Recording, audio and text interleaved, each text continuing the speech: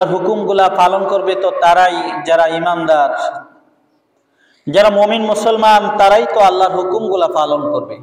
যারা বেঈমান তারা তো কখনো আল্লাহর হুকুম পালন করবে না, কারণ তাদের তো ঈমানই নেই।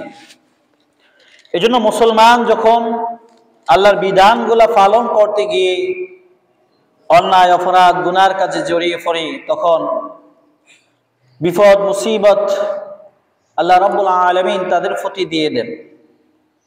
বাংলায় একটা প্রবাদ আছে যে দোষ করে একজন সাজা হয় সবার, একজনের পাপে 10 জনকে পায়, এরকম একটা প্রবাদ আছে।